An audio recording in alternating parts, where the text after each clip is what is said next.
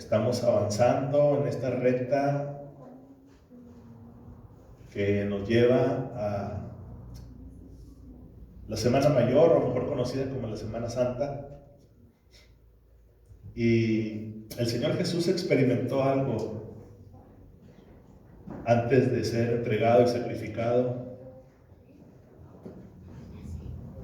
No quiero compartir específicamente acerca de esto, sino dejar en su corazón un pensamiento muy interesante que se encuentra en el capítulo 22 del Evangelio según San Lucas. Un diálogo muy personal, muy particular que Jesús tiene con el apóstol Pedro.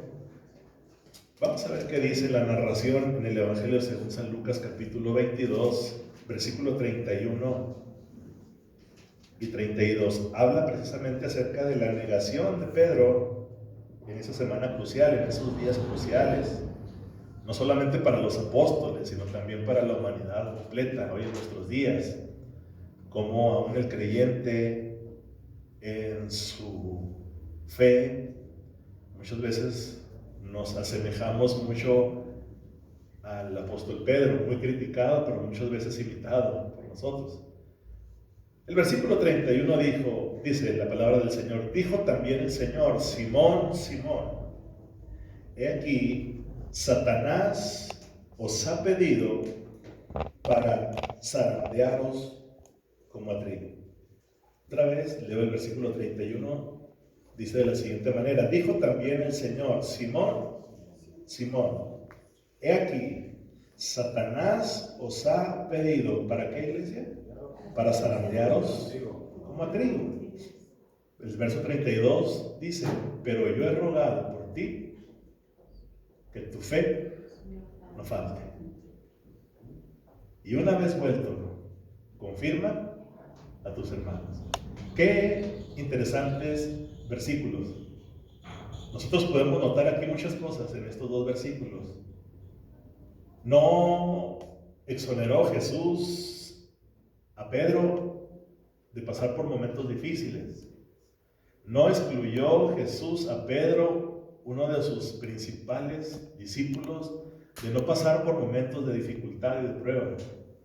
Lo que sí le aseguró a este apóstol es que Dios, en la persona de Jesucristo, iba a rogar por él para que su fe no faltara. Si hay algo de valor en nosotros, si hay algo equilátable en nosotros, de gran valor, es nuestra fe. Y Dios va a hacer hasta lo imposible para que su fe no falte en momentos como este. Vamos a hacer una oración. Amado Dios, te damos gracias en esta mañana, porque sabemos que tú no condicionas tus bendiciones. Sabemos que donde están dos o tres reunidos en tu nombre, tu palabra dice que ahí estás tú en medio de ellos. Y nosotros confiamos, Señor, que no estamos solos en esta mañana. Que aunque quizás la membresía en todas las iglesias del mundo haya disminuido, hay un pueblo, Señor, que te busca, que te anhela, que está deseoso, Señor, de tu palabra. Y en esta mañana, Señor, esperamos que tu palabra, dice la Escritura, tu palabra no vuelva vacía. Que llegue, Señor, hasta los lugares que tenga que llegar y que produzca, Señor, el fruto que tú estás esperando que produzcamos. Señor, te lo pedimos en el nombre poderoso de Jesús, nuestro Señor y Salvador. Amén y amén. Siendo quizás uno de los retos más grandes en la historia de la humanidad. No quiero ser muy exagerado, pero la misma historia nos avala lo que estamos confirmando. Hoy en día la sociedad, la humanidad misma está siendo zarandeada por la amenaza y el peligro de un enemigo que no es visible, un enemigo invisible, pero también el peligro latente se siente en el aire, en la sociedad y en el estado de ánimo de toda una sociedad convulsionada. que prácticamente este enemigo ha paralizado al mundo entero. Prácticamente el mundo entero está paralizado en estos minutos. Y si usted y yo analizáramos un poquito, que no es el tema, ni pretendo hacerlo tampoco, pero cuando usted a estas alturas escucha la palabra coronavirus, ¿qué se le viene a su mente? ¿Qué piensa cuando escucha esa palabra, Lupita? ¿Qué escucha? Algo grande, porque tiene una corona. Algo grande. Con toda la información que tenemos también mucha desinformación. Ahora cualquiera desde su teléfono celular puede mandar un mensaje y decir que él sabe, que hizo, que vio, que le dijeron, que el primo de un amigo. Y hay mucha información. Y en tanta información también hay mucha desinformación porque no tenemos bases sólidas. Pero ¿quién no ha escuchado de la palabra coronavirus? Y usted puede darle la connotación que usted, en base a la información que usted ha recibido. Muerte, pandemia, destrucción, ¿qué más? ¿No? Comida china. Muchas cosas, ¿no? Y sin entrar mucho en el tema, porque seguramente ustedes han de saber más que yo, o tienen más información que yo. Prácticamente, hablando de la palabra coronavirus, pues no es otra cosa más que un virus, una partícula microscópica tan pequeñita que necesita forzosamente adherirse a una célula para sobrevivir. Es un virus que a las 3 horas, si no encuentra un organismo vivo, muere en sí. Por sus moléculas y por su composición, tiene la necesidad de agregarse a un ser vivo, por eso es la manera de contagiarse tan agresiva. Es un virus acelular, que ni siquiera es una célula, es tan pequeñita que, según los expertos, dicen que existen aproximadamente 69 tipos de coronavirus. No es exclusiva una sola de ellas, sino que hay unas 69 especies de este virus, y que solamente 7 de ellos afectan a la humanidad, o 7 de ellos han emigrado al ser humano. Pero si hablamos de pandemias, si hablamos de enfermedades, si hablamos de coronavirus, el coronavirus no ha sido la única pandemia que ha azotado a la humanidad. Tenemos que ser claros en esto. Podemos mencionar solamente como algunos casos, algunas que se nos vengan a la memoria. Podemos mencionar, por ejemplo, la peste bubónica o la peste negra, que en los años 1347 a 1351 tuvieron una mortandad de aproximadamente 200 millones de muertos. Increíble. Podemos hablar del ébola, podemos hablar del cólera, que en tan pocos años, también de 1817 a 1923, cobró la pérdida de 1 millón de personas. 1 millón de personas.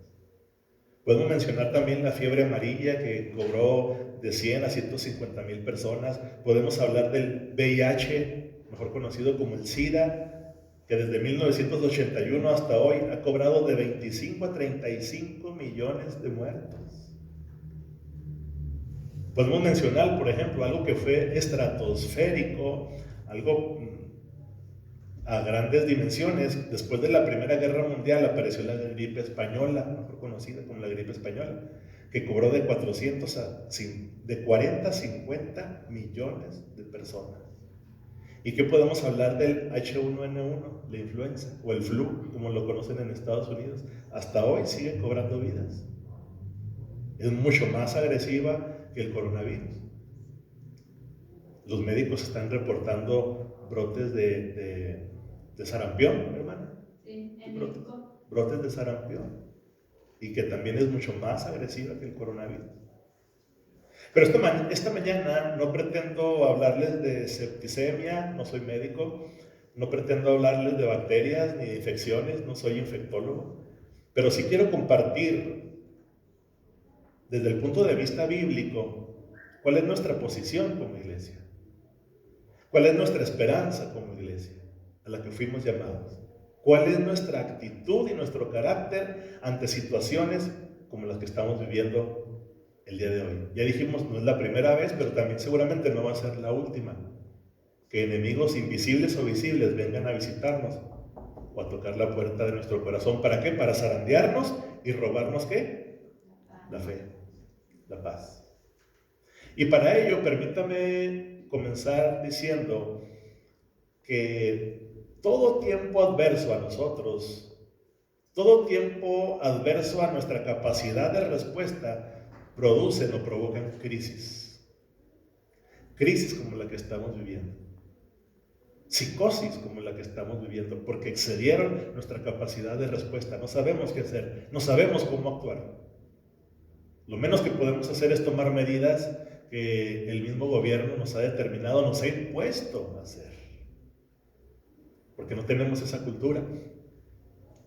Crisis para nosotros no solamente es una epidemia, crisis para la humanidad, crisis para la sociedad puede también ser un divorcio, la muerte de un ser querido, la recesión económica. Están anunciando en las empresas 2 semanas de paro laboral completas. Y la gente diciendo, ¿y de qué vamos a vivir? ¿Quién nos va a pagar? Crisis puede ser un despido inesperado de algún trabajo. Tú no te lo esperabas y te llega el aviso a tu oficina, a tu escritorio. El día de mañana puedes pasar a recoger tus cosas, a vaciar tu casillero, tu locker, porque estás despedido. La gente entra en crisis.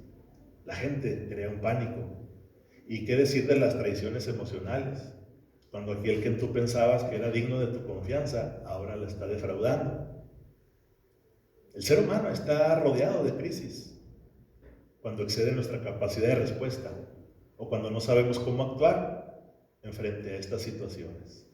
Todo aquello que venga con el propósito de destruirnos, todo aquello que se levante en contra de nosotros para derrumbarte y zarandearte, como le dijo Jesús a Pedro, lo único que van a revelar de ti es saber, número 1, dónde estás parado. ¿Dónde estás parado cuando venga la crisis? La Biblia habla mucho acerca al respecto de esto. Y dice que Jesús puso un ejemplo con una construcción, con una casa que está fundada sobre la roca. Pero también puso otro ejemplo de aquella misma casa que está fundada sobre la arena. Son los mismos problemas, los mismos vientos, las mismas tempestades que van a llegar a tu vida, o las mismas que van a llegar a mi vida, pero la única diferencia, o lo que va a ser la diferencia entre ambos, es en dónde estás parado. ¿En dónde está puesta tu confianza, iglesia? ¿En quién es quien has creído, iglesia? En otras palabras, todo tiempo de desierto, cada minuto en el horno de fuego, cada prueba que llegue a tu vida, ya sean terremotos, ya sean tempestades, ya sean tsunamis, ya sean temblores, ya sean pandemias, lo único que revela de nosotros es tu fe o tu falta de fe. Únicamente. Si tu fe es nula, se traducirá en crisis y en pánico. Si en tu vida y en tu corazón está inundada de fe, tu vida reflejará la paz que solamente Cristo puede darnos. ¿Cuántos dicen amén? Es lo único que va a hacer. Y es en este tiempo, precisamente, que nos ha tocado a ti y a mí vivir. Afortunada o desafortunadamente, nos ha tocado vivir este tiempo de crisis, de tempestad. Pero desde la perspectiva bíblica, seguramente los tiempos en los que estamos viviendo no es un tiempo para llorar, no es un tiempo para lamentarnos. En realidad, para nosotros, la iglesia del Señor, estos tiempos son tiempos buenos. Son tiempos buenos, tiempos que anuncian la venida de nuestro Señor y de nuestro Salvador Jesucristo. Son tiempos bíblicos, son tiempos donde la Escritura nos enseña que tenemos que hacer en estos tiempos difíciles, cuando el mundo está convulsionándose, cuando el mundo está desesperado, cuando el mundo está sumergido en crisis y en desesperación. La iglesia, los hijos de Dios, debemos de experimentar la paz que solamente viene de Cristo Jesús. ¿Cuántos dicen amén? Que realmente, la iglesia que realmente ha sabido enfrentar todo tipo de pruebas. A través del tiempo, la iglesia del Señor ha sabido soportar y mantenerse en todo tipo de pruebas, enfermedades, persecuciones, luchas, adversidades. A través de la historia, los cristianos han servido de sal y han servido de luz y de apoyo a una humanidad que no sabe qué hacer. Aún en la persecución, la Iglesia del Señor sigue dando testimonio de quién es Cristo. Amén. Dice Lucas 21-28, cuando estas cosas comiencen a suceder, erguíos, dice, levántense y levanten también vuestra cabeza, porque vuestra redención está cerca. No es tiempo de escondernos, no es tiempo de salir corriendo, no es tiempo de llorar, sino de levantarnos y dar testimonio de la verdad. Que la iglesia del Señor, hoy más que nunca, no está en tinieblas. La palabra de Dios, dice Pablo, aunque yo esté preso y aunque yo esté en dificultades, la palabra de Dios no está presa. La palabra de Dios, hoy más que nunca, está vigente. ¿Cuántos dicen amén, iglesia? Y ese es nuestro compromiso, ese es nuestro reto en situaciones como estas. De proclamar y extender la palabra del Señor y anunciar que el reino de los cielos está cerca. Y que nuestra redención está hoy más cerca que nunca. ¿Cuántos dicen amén? Amados, esta es la hora de la iglesia. Este es el tiempo de la iglesia.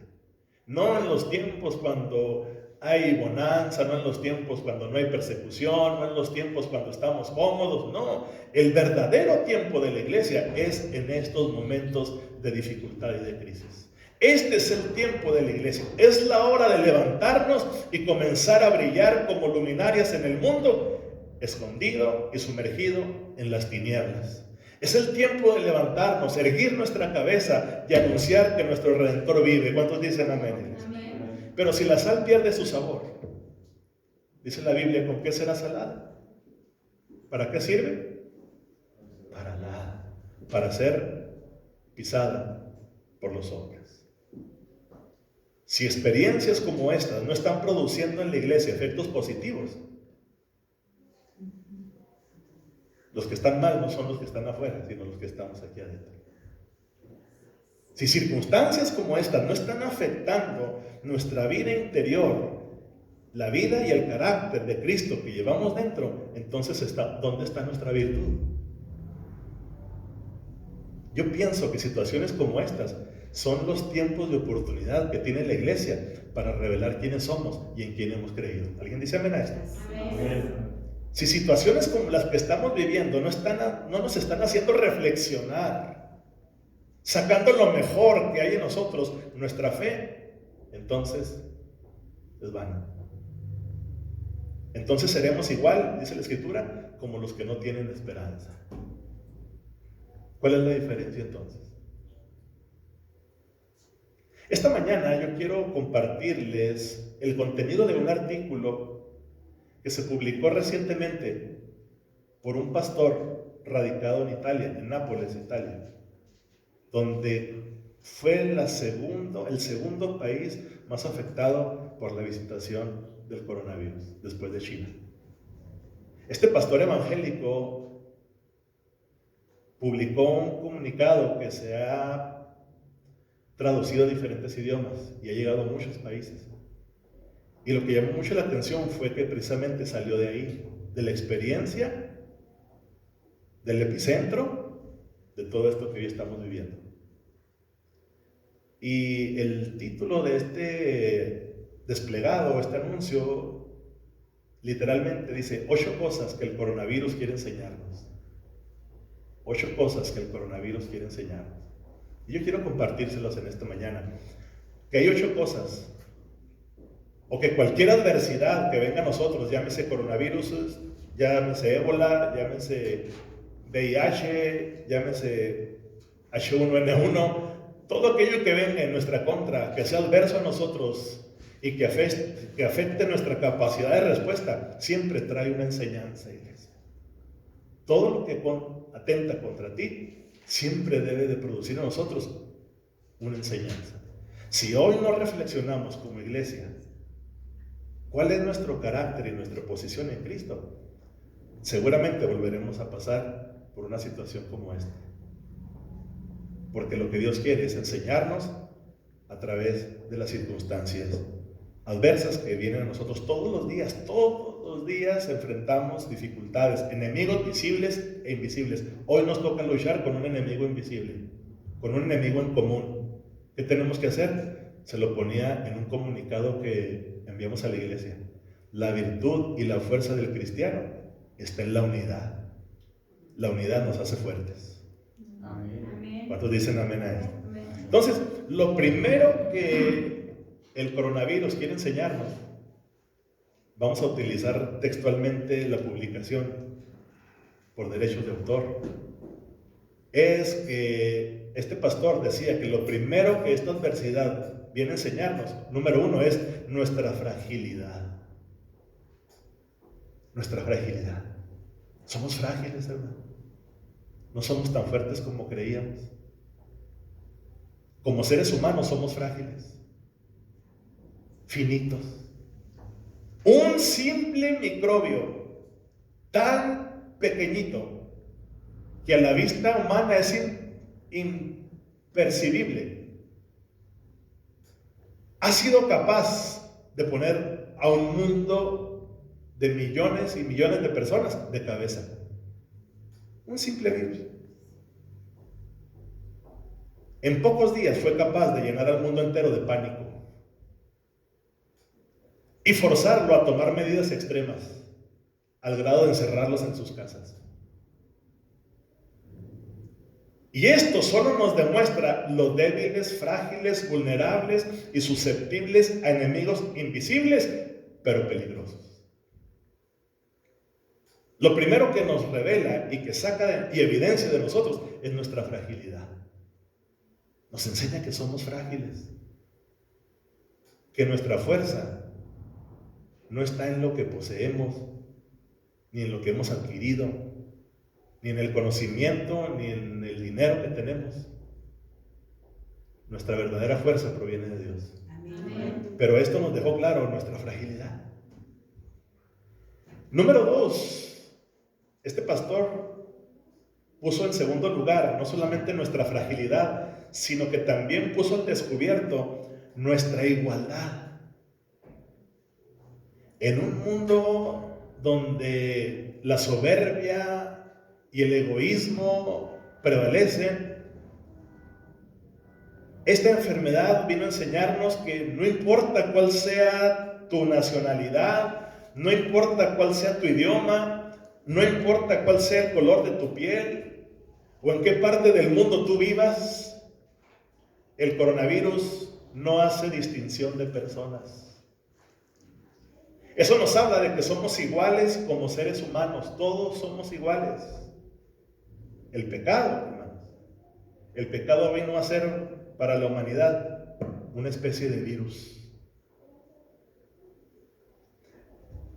Un virus que afectó de raíz a toda una humanidad completa, contaminándola sin respetar raza o clases sociales.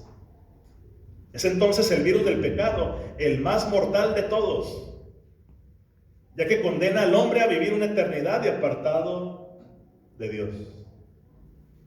Y como seres humanos caídos que somos, como seres humanos caídos de la gracia de Dios, todos somos iguales. Todos. Lo dice Romanos 3:23, por cuanto todos pecaron. Y si todos pecamos, todos necesitamos de Dios. ¿Cuántos dicen amén? Todos necesitamos el antídoto para ese virus.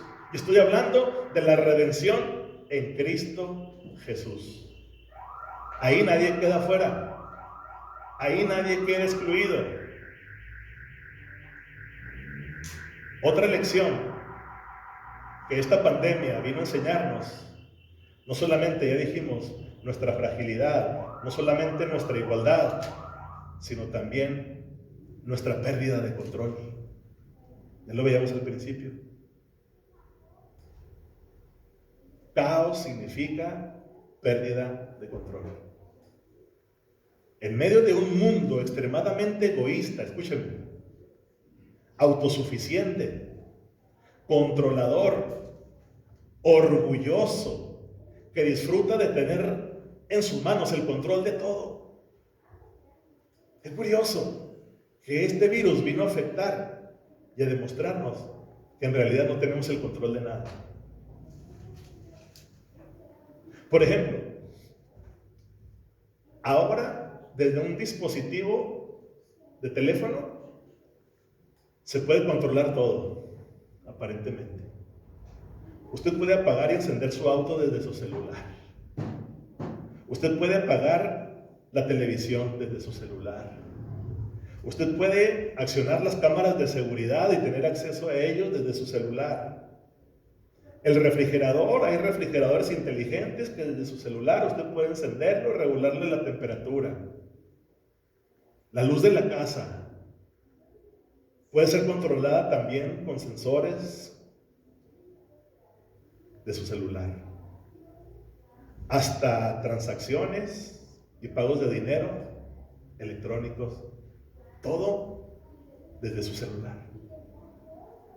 Y cuando más controlado pensamos que se tenía todo, esta pandemia vino a recordarnos que usted y yo en realidad no tenemos el control de absolutamente nada. El coronavirus vino a desinflar la burbuja en la que esta generación había creado y ha estado creciendo. ¿Cómo sabemos que algo está fuera de nuestras manos? ¿Cómo sabemos que algo está fuera de nuestro control? El pánico. Por el pánico. La gente corre de una tienda a otra buscando enseres, buscando papel higiénico, buscando alcohol, creando un pánico, elevando los costos, creando el desabasto. Porque esto nos demuestra que no teníamos controlado nada en realidad, que no teníamos nada seguro en realidad. ¿Y qué es lo que vemos en las tiendas? Pleitos por un rollo de papel sanitario, agresiones por llegar primero a la caja registradora. ¿Qué vemos en las calles? ¿Qué vemos en los negocios? En las dependencias de gobierno. Pánico. Para los hijos de Dios, yo dije para los hijos de Dios, en vez de dejarle el lugar al pánico, tenemos que reflexionar en una verdad absoluta.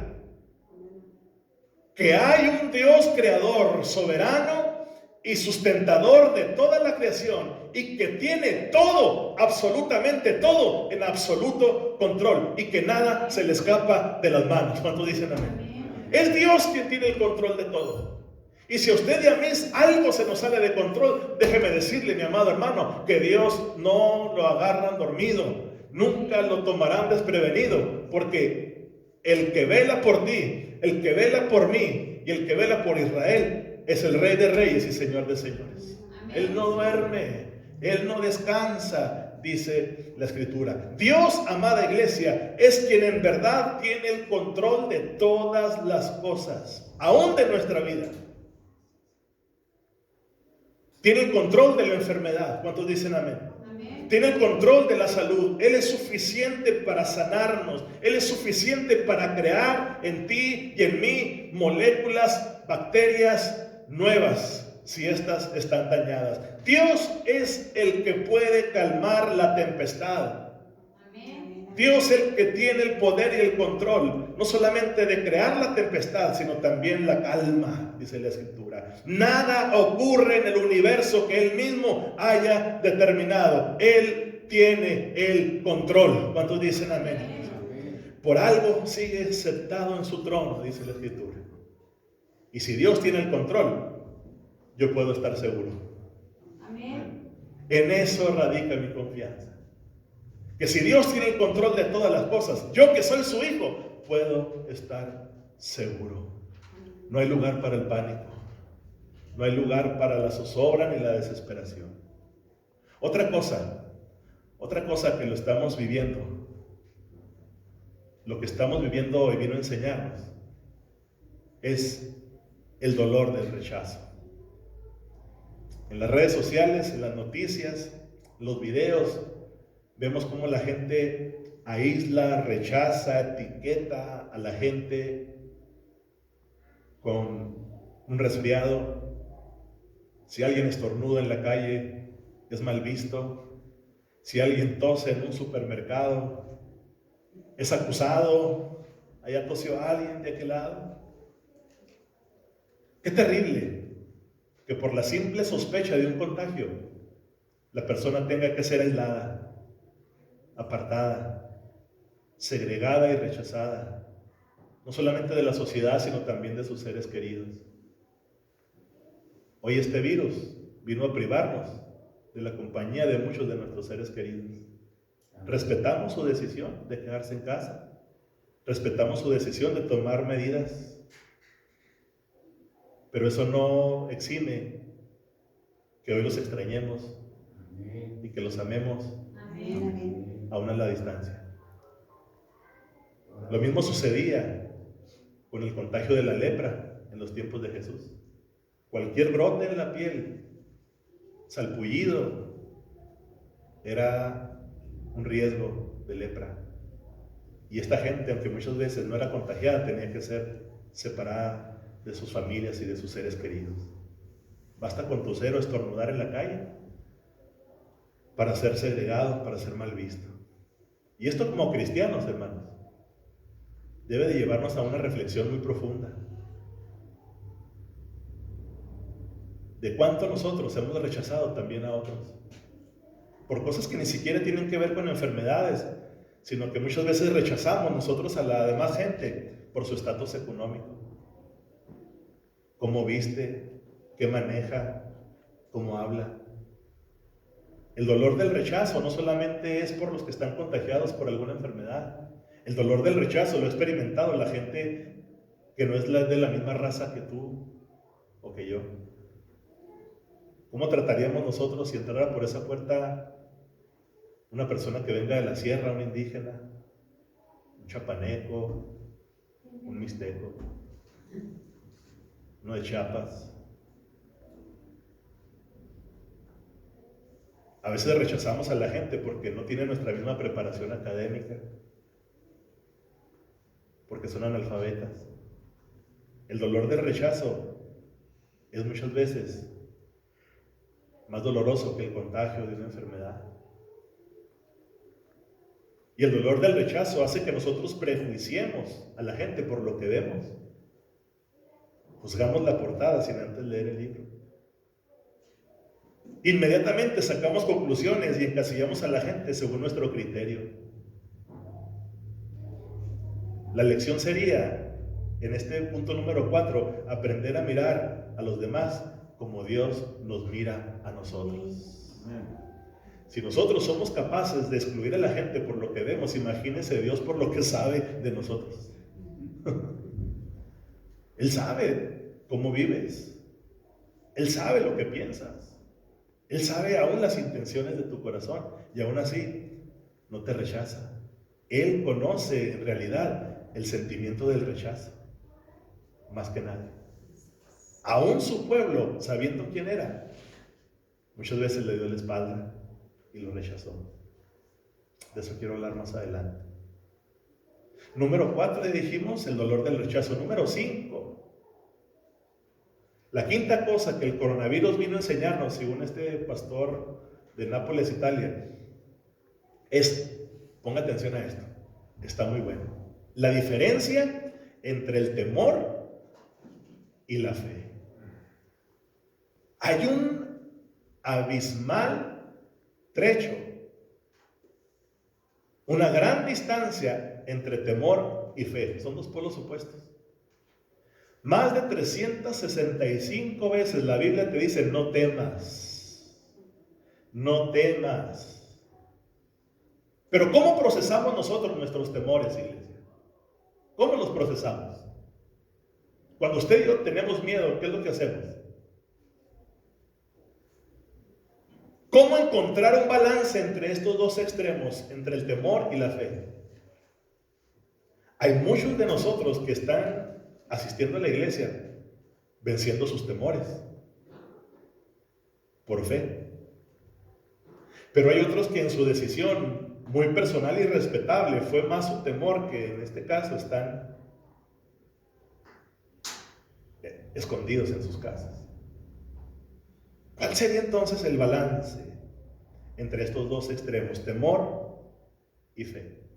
Déjeme remontarme hasta los principios, desde el Génesis. El ser humano desde sus orígenes ha aprendido en una conducta aprendida, condicionada. El ser humano ha aprendido a moverse por sus sentimientos más que por su fe. El ser humano es gobernado por sus sentimientos. Tiene miedo y se esconde. Tiene alegría y brinca. La primera reacción de Adán al saber que había cometido una falta delante de Dios fue el temor. Y dice el libro de Génesis que Adán, habiendo pecado y ser cuestionado por Dios, Adán le dijo a Dios, ante la respuesta a la pregunta de Dios cuando le dice a Adán, ¿dónde estabas? ¿Dónde estás tú? Dice, Señor, tuve miedo y me escondí. Desde ese momento, el hombre ha estado atemorizado de sus circunstancias, de todo aquello que le puede amenazar su vida, su seguridad y su salud. El hombre experimenta un mecanismo de defensa humano que le llaman temor y miedo. Si va pasando por una casa enrejada y ve que la puerta está abierta y adentro está un perro de 1,5 metros, no se acerca, porque hay algo que le dice, te va a morder, ten cuidado. ¿Qué es eso que le está diciendo? Que no se acerque. El temor. Si alguien no sabe nadar y se encuentra en una piscina, no se mete porque tiene temor a ahogarse. Entonces el hombre, a través de toda su historia, ha aprendido a moverse en base a sus sentimientos, a sus temores. Y no es malo. A veces son esos mecanismos de defensa que el ser humano tiene, pero no son los únicos. Hay algo que trasciende nuestras emociones y la Biblia dice que eso es fe. Y el ser humano debe andar más que por vista, el creyente debe de andar más que por vista, debe de andar y caminar por fe. El ser humano, atemorizado de sus circunstancias, de todo aquello que le pueda amenazar su vida, su integridad, su seguridad y su salud. Lo estamos viviendo justamente ahora porque no sabemos qué hacer, no sabemos cómo actuar, no sabemos cómo reaccionar. Pero mi temor es directamente proporcional a mi grado de fe. Si tengo mucho temor, tengo poca fe. Si tengo poco temor, es porque estoy experimentando un mayor grado de fe. Y fe no en lo que yo puedo hacer, sino en el Dios que está en control de todas mis circunstancias. El Dios que cuida mi entrada y mi salida. Es Dios quien me guarda. Es Dios quien me guía, que me conduce con su diestra de justicia. En ese Dios es en el que tenemos de tener depositada nuestra fe. ¿Cuántos dicen amén? Amén. Él es el que sustenta mi suerte, dice en una parte de la Escritura. No es la suerte del ser humano, sino es la suerte que Dios ha determinado que tú y yo tengamos en un plan perfecto, en un plan diseñado por el Dios que hizo los cielos y la tierra. En Él estamos seguros y en Él estamos confiando. Mi vida, iglesia, no depende de un microbio que invada mi cuerpo. No. Mi vida depende de un Dios que tiene el control aún de los microbios. Y un Dios que tiene mi vida escondida en sus manos. Un Dios que determina mi entrada y mi salida de este mundo. Él es quien lo dice y Él es quien lo hace. Y eso explica por qué mucha gente vive más tiempo que otra. La gente que vive atemorizada, dice el patriarca, dice, de lo que temí, eso me aconteció. Nosotros en nuestros temores muchas veces acercamos el mal que nos aqueja. Es verdad, hay cosas que la medicina puede hacer, afortunadamente, pero no tenemos que confiar en la medicina. Hay mucha gente que está diciéndole: Dios, la vacuna, que llegue pronto la vacuna. Pero no confían en el Dios que puede hacer posible que existan esas vacunas. Hay cosas que como seres humanos podemos hacer, pero definitivamente hay cosas que solamente a Dios le competen. ¿Cuántos dicen amén, iglesia? Amén. Por eso Pablo decía en su carta: para mí el vivir es Cristo y el morir es ganancia. Pablo aprendió a vivir en esta vida desde la plataforma de la fe, no ser gobernado por sus sentimientos. Imagínense si Pablo hubiera basado su ministerio en sentimientos, en emociones. Pablo experimentó esta plataforma de vida desde la perspectiva de la fe. Aprendió a caminar por esta vida con los ojos de la fe, expuesto a problemas, expuesto a dificultades, a traiciones, a persecuciones, a latigazos, a enfermedades, a tantas cosas, por caminar con los ojos de la fe. Pero también aprendió a confiar, aún en el día de su muerte, en aquel que era poderoso para salvarlo y para dejar todo en sus manos. Si caminamos en este desplegado que les estoy compartiendo, el punto número 6, para recapitular rápidamente y brevemente: número 1, dijimos nuestra fragilidad. Este coronavirus vino a reflejar nuestra fragilidad como seres humanos. Somos tan frágiles. Aún la gente más sana, deportistas, aún la gente con mucho dinero, empresarios, fueron afectados. Pero también nos mostró que como seres humanos somos iguales delante de Dios. No hay distinción. Y también nuestra pérdida de control. Pensamos que teníamos todo bajo control y no es cierto. No tenemos en control absolutamente nada. El punto número 4 de la lista, dijimos que también vino a revelar el dolor del rechazo, que muchas veces nosotros, consciente o inconscientemente, rechazamos a nuestros coterráneos, a nuestros seres queridos, a nuestros semejantes. Y número 5, muy importante, vino a mostrarnos la diferencia entre el temor y la fe. Muchas veces decimos que tenemos fe, pero cuando vienen circunstancias como estas, la fe es respaldada por obras. Muéstrame tus obras y yo te digo cuánta fe tienes. Número 6, también vino a reflejar esta pandemia o este virus mortal, vino a reflejar la necesidad de Dios y nuestra necesidad de orar. Hoy más que nunca la gente está volteando sus ojos a Dios, pero muchas veces se equivocan de Dios. No el Dios que tiene el control de todas las cosas. Mire, quiero que por favor me acompañe a leer ahí en su Biblia, en el Evangelio según San Lucas, uno de los pasajes que yo compartía brevemente con los jóvenes este miércoles, jueves, de las señales antes del fin. Por eso le decía que si nosotros analizamos estas señales que están aconteciendo en nuestra vida, debemos de alegrarnos, no por lo que está sucediendo, sino porque nuestra redención está más cerca que nunca. Lucas capítulo 21, verso 8, dice, señales antes del fin, verso 8 dice, él entonces dijo, mirad que no seáis ¿qué?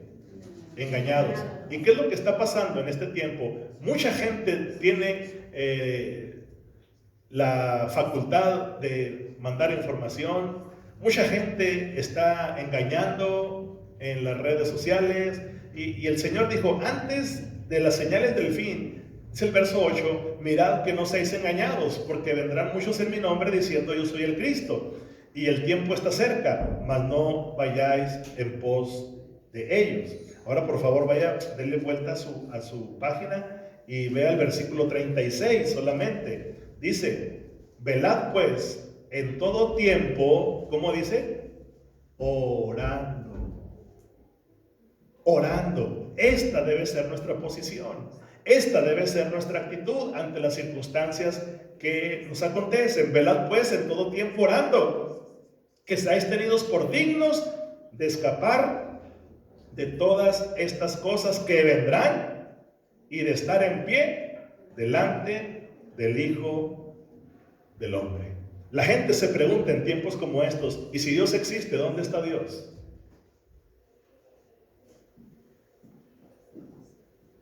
¿Dónde es que está Dios cuando está sucediendo todo esto? Eso es lo que la gente se pregunta. Por eso le digo, la gente se cuestiona consciente o inconscientemente a cuestionar a Dios.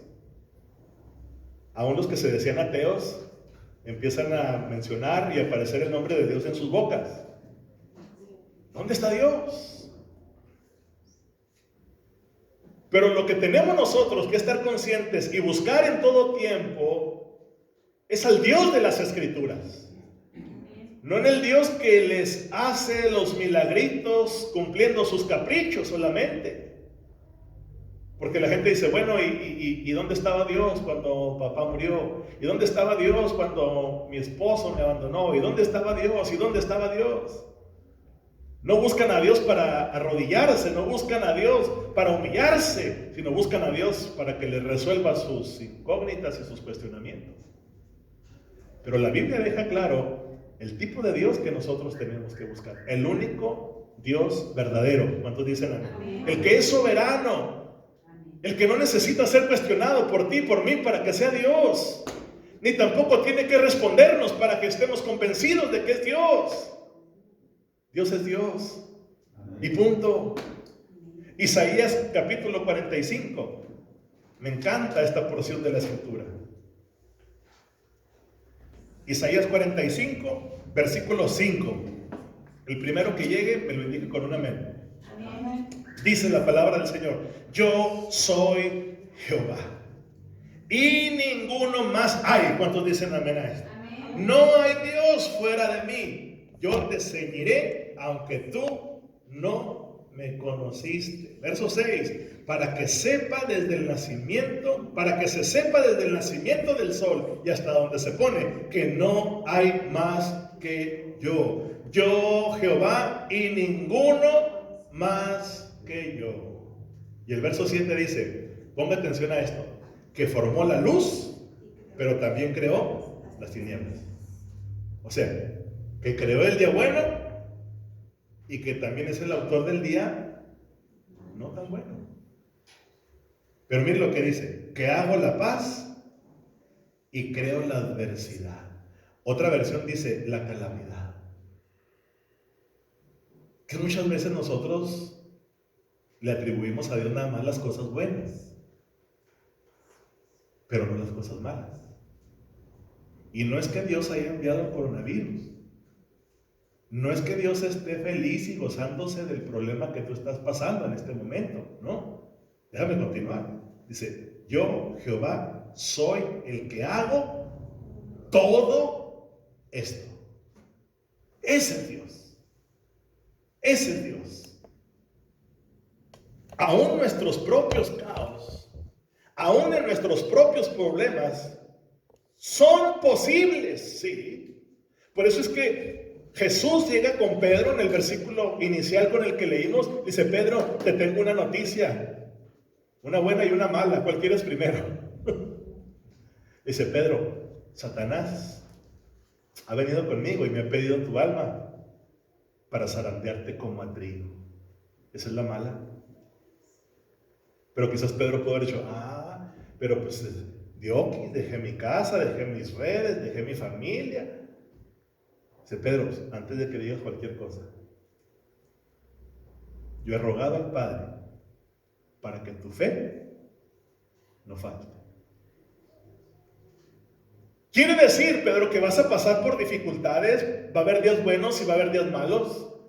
Va a haber días de salud, va a haber días de enfermedad. Pedro, pero por sobre todas las cosas, yo voy a estar velando y confiando. Yo voy a estar rogando al Padre para que tu fe, Pedro, como la de todos aquellos que han puesto su esperanza y su confianza en mí, su fe no les falte. ¿Cuántos dicen amén, iglesia? Aún en nuestros propios caos, aún en nuestros propios problemas, aún en nuestros propios terremotos, aún en nuestros propios tsunamis en la vida, Todos son posibles. Dios los crea. Dentro de la permisividad de Dios. Todo se mueve dentro de la permisividad de Dios, porque Él es soberano. ¿Cuántos dicen amén? Amén. Él es soberano. Y todo lo hace con un propósito.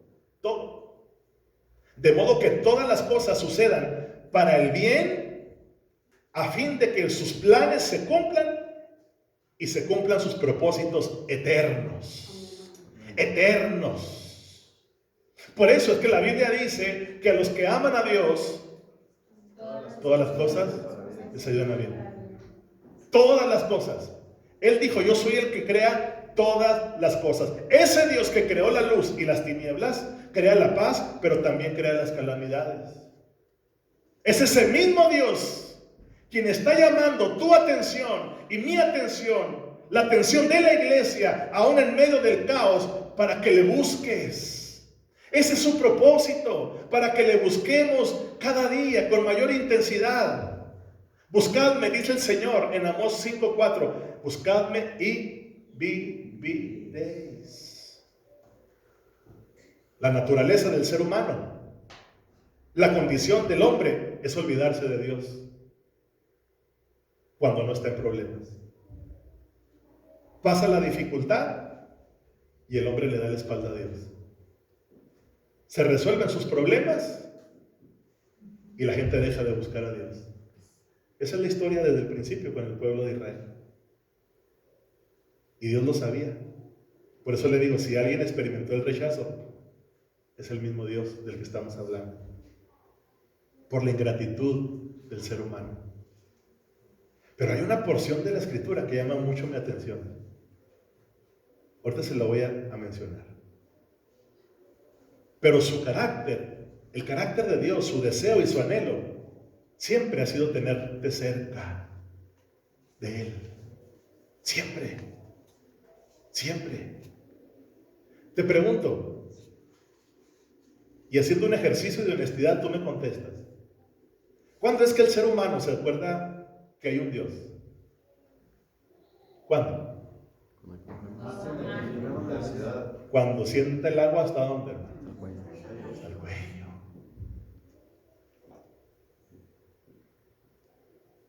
Diciembre 31 de 1999, el famoso Y2K, que se iban a parar todas las computadoras, que se iban a caer los aviones, que se iba a acabar el mundo. Yo recuerdo que ese día estuvimos en una iglesia humilde, el Alfarero.